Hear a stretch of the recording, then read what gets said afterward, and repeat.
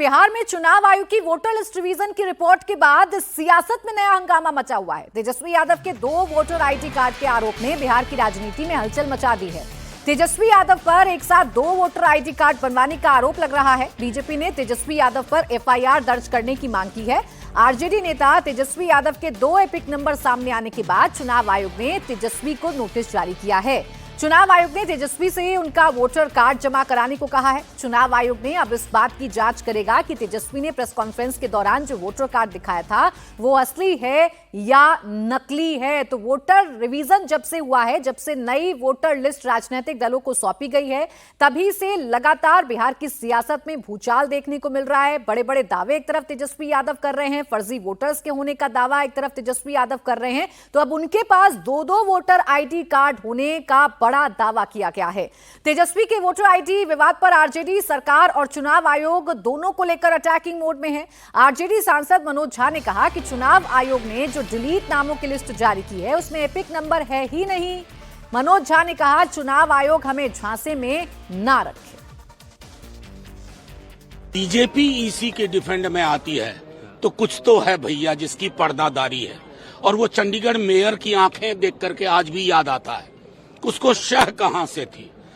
तेजस्वी यादव ने 21 सवाल पूछे थे, एक का भी जवाब। आपको एक मात्र सवाल देता हूं कि जिनका नाम डिलीट हुआ है आपने वो लिस्ट दी है, उसमें ना बूथ लेवल है, बूथ नंबर है, ना ईपीआईसी है।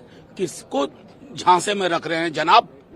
झांसे में मत रखिए, और बहुत महंगा पड़ेगा, इसको चेतावनी समझी जाए।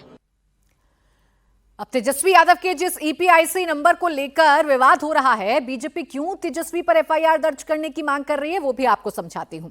दरअसल तेजस्वी यादव के नाम पर 2 ईपीआईसी नंबर RAB0456228 और RAB2916120 मौजूद हैं। इसमें पहला नंबर 2020 के नॉमिनेशन फॉर्म और 2015 की वोटर लिस्ट में दर्ज था।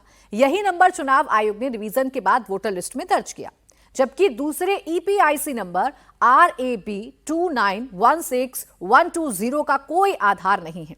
इस ईपीआईसी नंबर का वोटर कार्ड तेजस्वी ने प्रेस कॉन्फ्रेंस में दिखाया था। चुनाव आयोग को अंदेशा है कि दूसरा ईपीआईसी नंबर फर्जी हो सकता है, इसलिए इसकी गंभीरता से जांच की जा रही है। साथ ही आयोग ये पता लगाने की कोशिश कर रहा है कि दूसरा ईपीआईसी नंबर आधिकारिक रूप से जारी हुआ था या नहीं। अब तेजस्वी के 2 वोटर आईडी कार्ड को लेकर बीजेपी हमलावर है। केंद्रीय मंत्री गिरिराज सिंह ने तेजस्वी पर बड़ा अटैक किया और कहा कि एसआईआर को लेकर भ्रम फैलाते फैलाते तेजस्वी यादव ने अपने वोटर आईडी कार्ड को लेकर भी झूठ बोल दिया।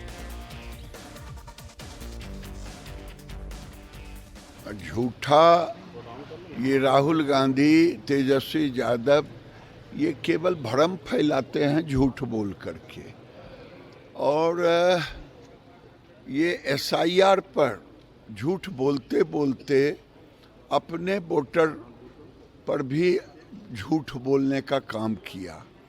और ये एक ऐसा संवैधानिक संस्थान है, इसको भी ये कभी नहीं बख्शा। गाली देने का काम, क्या क्या नहीं कहा।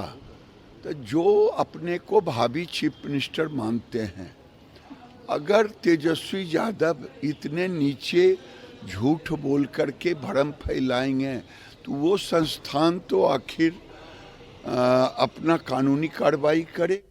अब देखिए, 2 वोटर आईडी कार्ड को लेकर बीजेपी हमलावर हो गई है। चुनाव आयोग ने नोटिस दे दिया है और इस मामले में अब तेजस्वी यादव घिरते जा रहे हैं। तेजस्वी यादव से सफाई मांगी गई है तो बीजेपी उन पर मुकदमा दर्ज करने की मांग कर रही है। वहीं जेडीयू कह रही है कि तेजस्वी यादव के घोटालों की लिस्ट में अब वोटर आईडी कार्ड घोटाला भी जुड़ गया है। बिहार में वोटर लिस्ट रिवीजन को लेकर विवाद लगातार बढ़ता जा रहा है। इस मामले में अब तेजस्वी की बहन और आरजेडी की नेता रोहिणी आचार्य ने चुनाव आयोग और बीजेपी पर बड़ा हमला किया। रोहिणी ने दावा किया है कि वोटर लिस्ट में बड़े पैमाने पर गड़बड़ियां की गई हैं ताकि चुनाव में एनडीए को फायदा पहुंचाया जा सके।